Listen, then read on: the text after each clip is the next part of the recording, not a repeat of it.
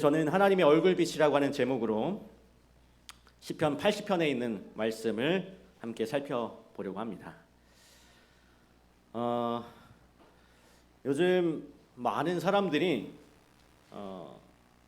그 SNS나 휴대폰이나 컴퓨터를 통해서 그 SNS를 사용하는 빈도가 아주 많이 늘어났다고 해요. 이 코로나를 겪으면서 이 코로나 상황 가운데 이러한 것들을 더 많이 하게 되었다라고 합니다.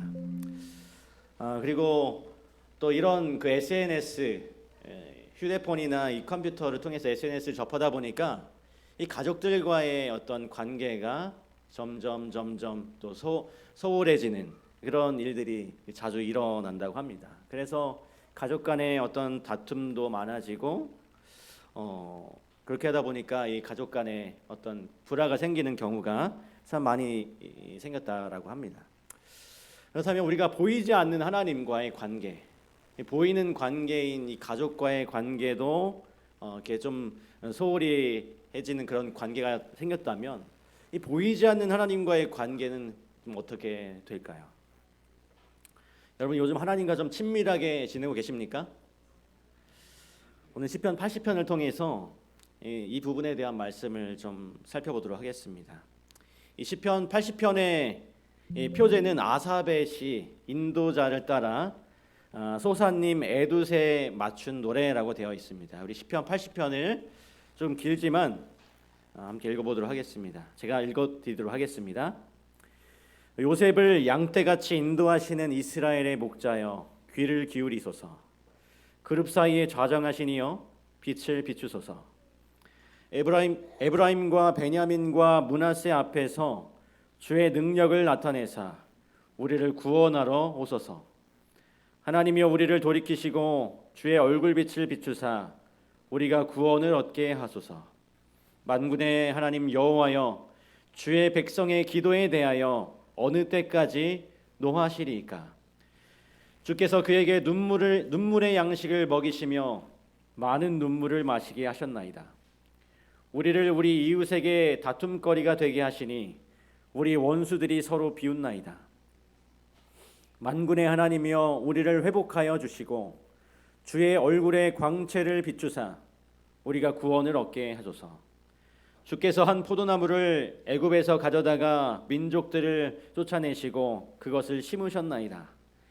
주께서 그 앞서 가꾸셨으므로 그 뿌리가 깊이 박혀서 땅에 가득하며 그 그늘이 산들을 가리고 그 가지는 하나님의 백향목 같으며 그 가지가 바닥까지 뻗고 넝쿨이 강까지 미쳤거늘 주께서 어찌하여 그 담을 허시사 길을 지나가는 모든 이들이 그것을 따게 하셨나이까? 숲속의 멧돼지들이 상해하며 들짐승들이 먹나이다. 만군의 하나님이여 구하옵나니 돌아오소서. 하늘에서 구워보시고 이 포도나무를 돌보소서. 주의 오른손으로 심으신 줄기요 주를 위하여 힘있게 하신 가지니이다. 그것이 불타고 배임을 당하며 주의 면책으로 말미암아 멸망하오니 주의 오른쪽에 있는 자 곧 주를 위하여 힘있게 하신 인자에게 주의 손을 얹으소서. 그리하시면 우리가 주에게서 물러가지 아니하오리니 우리를 소생하게 하소서. 우리가 주의 이름을 부르리이다.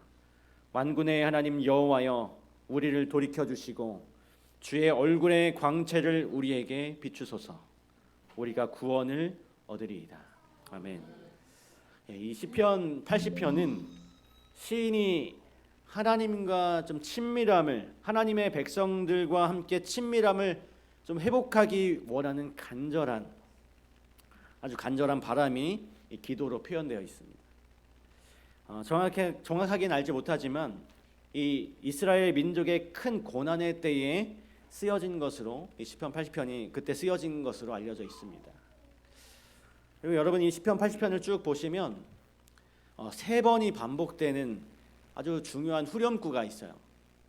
한 번은 3절 그리고 7절 그리고 마지막 19절에 이렇게 반복이 되는데 조금의 변형이 있지만 내용은 거의 동일합니다. 하나님이여 우리를 돌이키시고 주의 얼굴빛을 비추사 우리가 구원을 얻게 하소서. 여기 우리를 돌이켜 달라.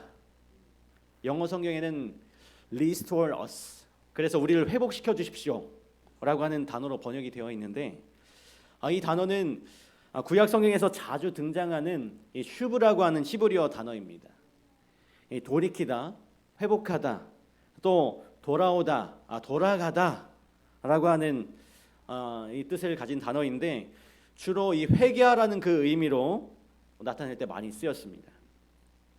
그러면서 이 시편 기자는 우리를 돌이켜 주시고 회복시켜 주시라고 말하면서 뭐라고 하나님께 기도를 드리는가 하면 주의 얼굴빛을 비추어 주소서라고 이렇게 말하고 있습니다. 여러분, 얼굴빛을 비추어 달라라고 하는 말이 무슨 뜻일까요? 여러분, 얼굴을 같이 만나서 얼굴을 이렇게 본다는 것이죠. 혹은 대화를 하거나 말을 한다는 것이고, 교제를 한다는 것이고, 또 사귄다는 것입니다. 이 기도는 하나님과의 이 친밀함을 간절히 바라는 그 시편 기자의 고백이었어요. 여러분, 요즘 하나님의 얼굴을 보시면서 살아가십니까? 우리 하나님의 얼굴은 보이지 않죠, 사실. 여러분, 이 표현은 하나님과 좀 친밀하게 대화도 하고 교제도 하고 그렇게 지내십니까? 라고 하는 질문의 다른 표현입니다. 오늘 저희가 매일 우리 삶 가운데 어려운 일들이 일어나고 이런 시기를 좀 살아가지만, 우리가 해야 할 것은 필요되는 것들이 참 많이 있지만 우리 삶에서도 반드시 회복해야 할 것이 무엇인가, 이 시편 80편은 우리에게 보여주고 있는 것입니다. 그것은 바로 이 하나님과의 친밀함을 회복하라라고 하는 것을 시편 80편은 우리에게 보여주고 있어요. 먼저 이 시편 기자는 하나님이 어떤 분이신지를 고백하면서 기도를 드리고 있습니다. 1절에 하나님을 부르면서 1절과 2절에서 하나님을 두 가지로 표현을 해요. 하나는 이스라엘의 목자여라고 표현을 하고 있고요, 또 하나는 그룹 사이에 좌정하신 이여라고 표현하고 있습니다. 이스라엘의 목자여라고 하는 이 표현을 여러분 보시면 들판에 이렇게 양들을 데리고 다니는 목자를 한번 상상해 보시면 될 것 같습니다. 이스라엘의 목자라고 하는 이 표현에는 이 움직이는 좀 동적인 표현을 포함하고 있어요.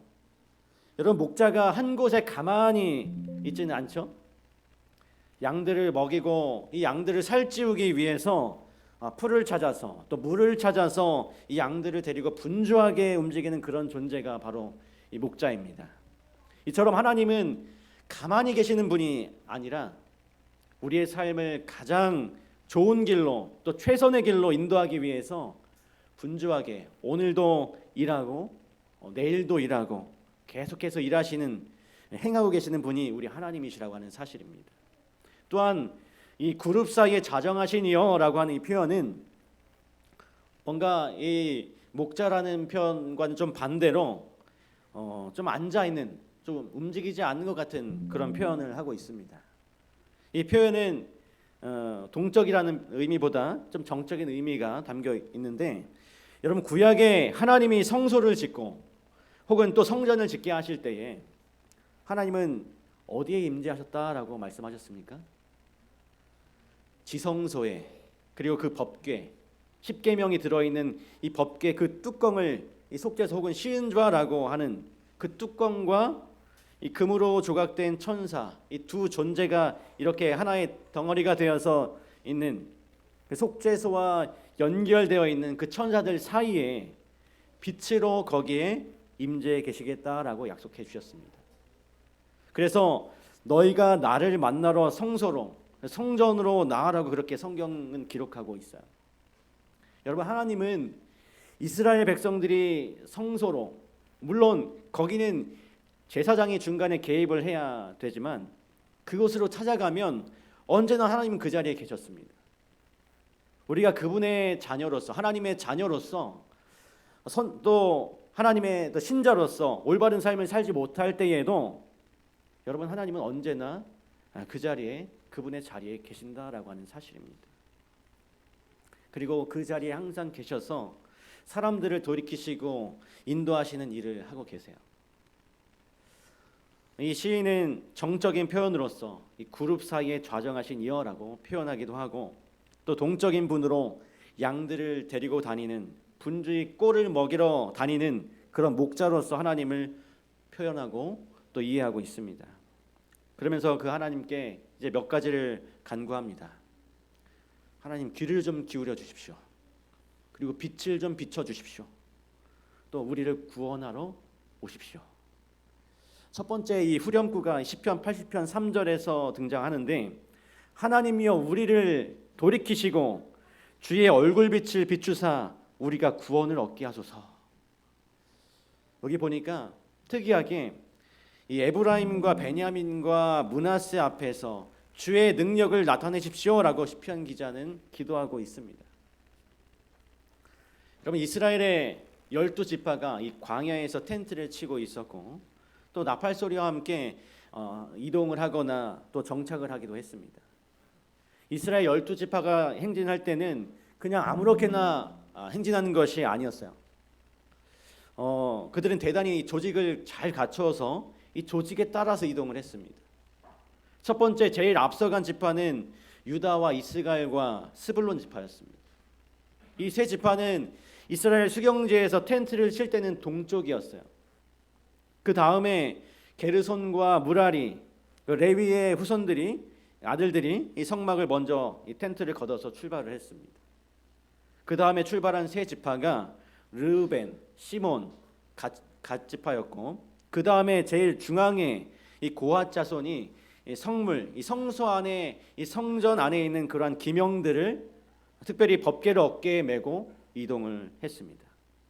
그리고 그 뒤를 따르는 세 지파가 에브라임과 므낫세와 베냐민, 오늘 성경 본문에 등장하는 그 세 지파예요. 그 다음이 단과 아셀과 납달리였습니다.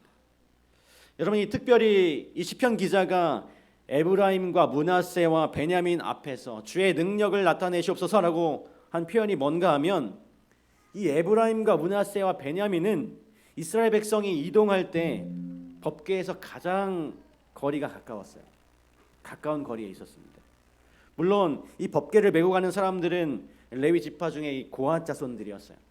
만약에 하나님께서 여기 계시니까 임재를 나타내시고 능력을 행하신다면 고핫 자손들 외에 가장 능력을, 그분의 하나님의 능력을 빨리 볼 사람들은 누구였어요?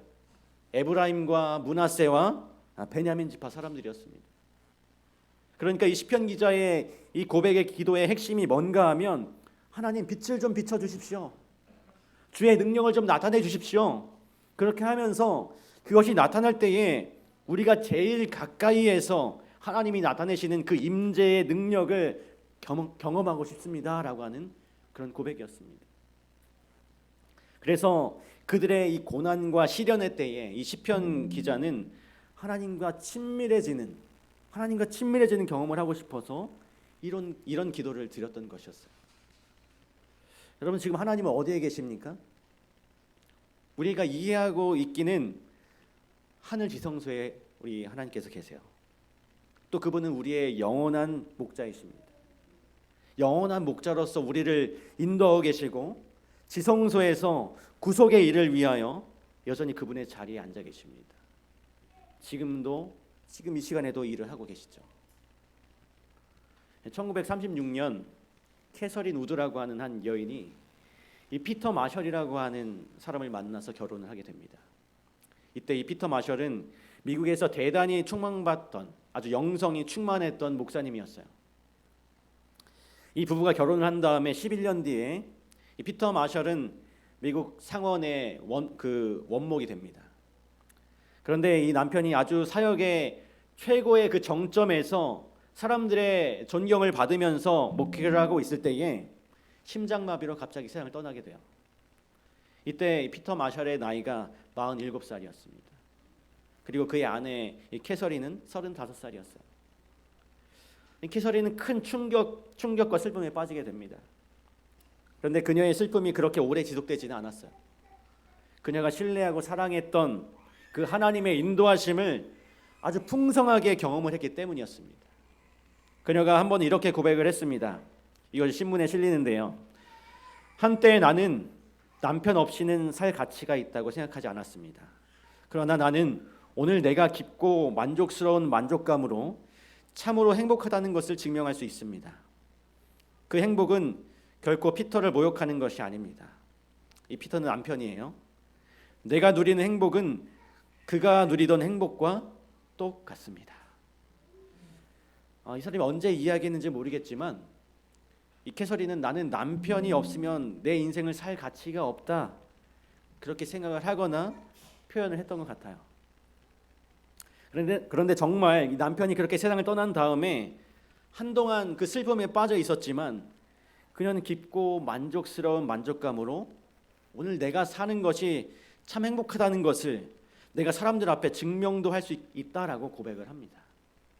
어떻게 보면 이것은 남편한테 좀 미안한 표현이 될 수도 있겠지만 남편을 모욕하는 것이 아니라 내가 누리고 있는 이 행복은 남편도 누렸던 똑같은 행복이었다라고 참으로 감동적으로 간증을 하고 있습니다. 사랑하는 남편이 없이는 혼자서는 결코 살 수 없을 것 같았던 한 여인을 여러분 무엇이 이렇게 바꾸어 놓았을까요? 그것은 바로 여전히 그녀의 삶을 인도하시는, 여전히 그녀의 삶을 인도하시는 목자 되시는 그 하나님의 인도하심을 그녀가 경험했기 때문이었습니다. 남편의 사랑은 더 이상 받을 수 없지만 남편 대신 하나님의 사랑을 계속 경험했던 것이 그녀로 하여금 깊은 만족감의 원인이 되었어요. 그리고 그녀는 작가로서 새로운 인생을 살아가게 됩니다. 후에 그녀는 자기가 쓴 글을 통해서 자기처럼 좌절에 빠진 사람들에게 예수님을 소개하면서 수많은 사람들을 예수님께로 인도하는 삶을 살았어요. 여러분, 지금도 예수님은 목자로서, 그래서 우리가 잘 아는 요한복음 10장 11절에 보면 예수님은 자신을 목자로서 표현하시면서 언제나 양 같은 우리를, 양 같은 우리, 각기 제 갈 길로 가는 것을 좋아하는 양 같은 우리들을 가장 좋은 길로 인도하고 계시는 분이라고 말씀합니다. 비록 우리가 이 사망의 음침한 골짜기들을 지난다 할지라도 결코 이 해를 두려워할 필요가 없는 것이죠. 여러분, 예수님은 언제나 그 자리에, 언제나 예수님으로서 그 자리에 계십니다. 우리는 그분을 떠날 수 있지만 그분은 우리를 결코 떠나지 않으세요. 그래서 우리가 떠났다가 다시 돌아오면 여전히 거기에서 우리를 기다리고 계셨음을 알 수가 있는 것입니다. 여러분, 요즘 많은 사람들이 힘들다고 하는 시간, 또 우리들도 우리 삶 속에 여러 가지 어려움과 고난들을 경험하면서 살아가고 있습니다. 이렇게 만만치 않은 그런 삶을 살아가고 있는데 그 가운데 우리 주변에 계신, 또 우리 곁에 계신 이 예수님과는 얼마나 친하고 친밀하게 지내며 사십니까? 한번 그 예수님과의 관계를 우리가 한번 되돌아봤으면 좋겠습니다. 오늘 예수님께서는 우리와 더 친해지길 원하세요. 그래서 이 시편의 시인은 하나님, 우리가 지금 힘이 들지만 우리를 회복시켜 주십시오라고 기도하면서 주의 얼굴빛을 좀 우리에게 비춰 주십시오. 그럼 우리가 구원을 얻겠나이다라고 하면서 하나님의 얼굴빛을 보기를 원한다라고 하고 있습니다. 오늘 우리가 하나님 앞에 그렇게 친밀함을 구할 때 오늘 그분의 은혜가 우리를 친밀하신 그 하나님을 만나게 할 것입니다. 여기 시인은 하나님 앞에 얼굴을 비춰달라고 기도하면서 이 자신의 형편을 고백하는데 세 가지 표현이 등장하고 있어요. 만군의 하나님 여호와여, 주의 백성의 기도에 대하여 어느 때까지 노하시리까? 자신들의 고난 중에 하나님 앞에 기도를 하는데 이 시인은 느끼기를 하나님이 그 기도를 듣지 않으시는 것처럼 느껴진다라고 하는 것입니다. 그래서 자신들이 드리는 기도에 대하여 어느 때까지 화를 내시겠습니까? 라고 하는 느낌으로 이렇게 기도를 하는 거예요. 그리고 두 번째는 주께서 우리들에게 눈물의 양식을 먹이시면서 많은 눈물을 마시게 하셨습니다. 그래서 영어 성경에 보면 The bread of tears라고 이렇게 되어 있는데 눈물 젖은 빵이라는 그런 표현을 씁니다. 하나님, 언제까지 우리에게 이 눈물 젖은 빵을 먹이시고 우리가 많은 눈물을 마시게 하시겠습니까? 우리 너무 힘듭니다 라고 하는 그런 표현입니다. 그리고 세 번째는 우리가 우리 이웃에게 다툼거리가 되게 하시고 우리 원수들이 서로 비웃습니다. 우리 원수들이 우리를 보고 조롱합니다. 이런 뜻이에요. 그러면서 7절에 두 번째 후렴구가 등장합니다. 만군의 하나님이여 우리를 회복하여 주시고 주의 얼굴의 광채를 비추사 우리가 구원을 얻게 하소서. 계속 하나님과의 친밀함을 회복시켜 주시기를 간구하는 것이죠. 이 시인은 눈물의 빵이라고 하는 용어를 쓰고 있는데, 삶은 이렇게 눈물 젖은 빵이라고 할 만큼 어려울 때가 많이 있다라고 하는 것입니다. 삶이 힘들어요. 여러분 동의하십니까? 그래서 지금 인생을 아주 오래 사시고 또 연세가 드신 분들을 보면 그분들이 뭐 얼만큼 훌륭한 업적을 세웠건 간에 어떤 경력들을 가지고 업적들을 이루어내었던 것과 상관없이 그렇게 연세가 드신 만큼 사셨다는 것 자체가 그냥 보이지 않고 존중스럽고 존경스럽습니다. 요즘처럼 이런 상황 속에서는 더 그런 것 같아요. 요즘 아주 많은 사람들이 이 우울증 혹은 불안 증세를 겪고 있다라고 합니다. 이런 불안하고 또 우울한 상황 속에서 원하는 기도가 또 잘 응답되지 않을 때, 우리가 원하는 대로 그 뜻이 이루어지지 않을 때 이런 삶을 살아가기는 참 쉽지 않습니다. 시편 기자의 표현처럼 어떤 사람들은 이 눈물 젖은 빵을 먹으면서 살아가는 분들도 있어요. 그런데 여러분, 우리가 삶이 힘들고 그래서 슬프고 눈물이 나고 하는 그 상황 속에서 분명히 위로를 받아야 하고 또 함께 있어줘야 하지만, 우리의 슬픔과 우리의 근심이 그 원인이 무엇인지를 한번 좀 깊이 돌아볼 필요가 있습니다. 성경 고린도후서 7장 10절은 이렇게 말씀합니다. 하나님의 뜻대로 하는 근심은 후회할 것이 없는 구원에 이르게 하는 회개를 이루는 것이요 세상 근심은 사망을 이루는 것이니라. 여러분, 사람들이 겉으로 보면 그냥 슬프고 눈물 나고 근심되고 이렇게 하는 것들이 똑같은 것처럼 보입니다. 근데 하나님이 보시면 이건 명확하게 갈린다라고 하는 것이에요. 하나님의 뜻대로 하는 근심, 어떤 근심일까요? 어떤 슬픔일까요? 혹 우리가 잘못했을 때, 죄를 지었을 때 그 죄가 이루어 놓은 결과 때문에 이거 어떡하지? 이것 때문에 내 명예나 내 인격이나 내 재물이나 내 평판이나 이런 것들이 손실이 걱정되어서 슬퍼지는 그런 것이 아니라, 죄 자체를 정말로 슬퍼하고 우리의 그런 삶이 하나님의 마음을 안타깝게 했다는 그런 깨달음에서 오는 회개의 눈물, 그런 것들이 하나님의 뜻대로 하는 슬픔이 되는 것입니다. 그리고 이 둘의 차이는 하나는 분명히 구원을 이루게 하는 회개를 이루게 할 것이고, 또 하나는 이 사망을 이루게 할 것이라고 말씀하고 있습니다. 그래서 여러분, 슬픔은 좋은 것이 아니지만, 우리가 슬픔에서 벗어나는 것이 좋지만, 우리가 슬픔과 근심 중에 있다면 그것이 어떤 슬픔이고 또 어떤 근심인지를 한번 돌아보셔야 합니다. 만약 우리가 겪고 있는 슬픔의 의미를 제대로 알지 못하고 그저 그냥 슬퍼하고 그저 그것 때문에 누구를 원망한다면, 우리는 슬픔 중에 예수님이 주시고자 하는 영원한 생명을 잃어버릴 수 있다라고 하는 것입니다. 그래서 다시 한번 우리의 고난과 슬픔 중에서 우리는 그것들이 어디로 우리를 이끌어가고 있는가, 우리를 어디로 이끌어가고 있는지를 돌아볼 필요가 있다라고 하는 것입니다. 그래서 괴테가 이런 말을 했습니다. 눈물 젖은 빵을 먹어본 적이 없는 자, 슬픈 밤을 한 번이라도 침상에서 울며 지새운 적이 없는 자, 그는 당신을 알지 못합니다. 하늘의 권능이시여. 이 괴테는 이 눈물 젖은 빵, 슬픈 밤을 지새운 사람, 그래서 슬픔이 너무 커서 잠을 이룰 수 없는 그런 시련의 밤을 보낸 사람이 아니라면 하나님을 진정으로 알지 못합니다라고 표현합니다.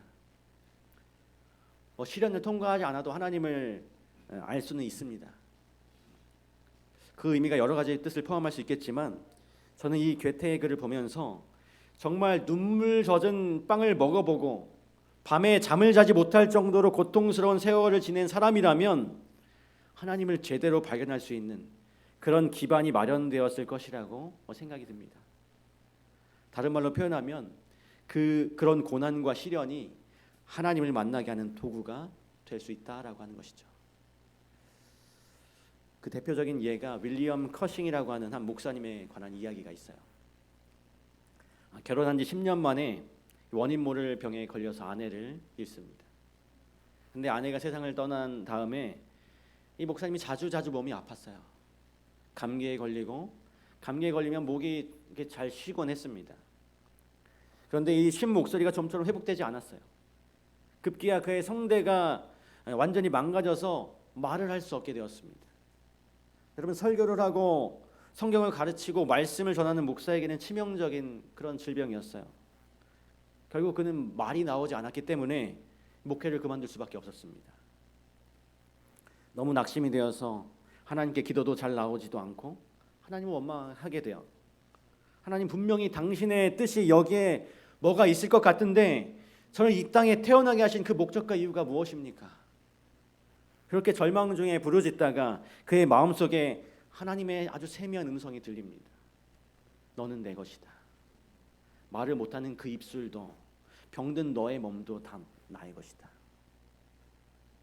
그 세미한 음성에 이분의 마음이 녹아내렸어요. 그러면서 그의 마음이 하나님의 은혜를 경험하고 그 하나님과의 첫사랑을 다시 회복하게 됩니다. 하나님이 어루만져 주시는 그 손길을 깨닫고 다시 마음이 따뜻해지고 그 마음에 평안이 찾아와요. 그리고 그때의 느낌을 글로 써내려 갑니다.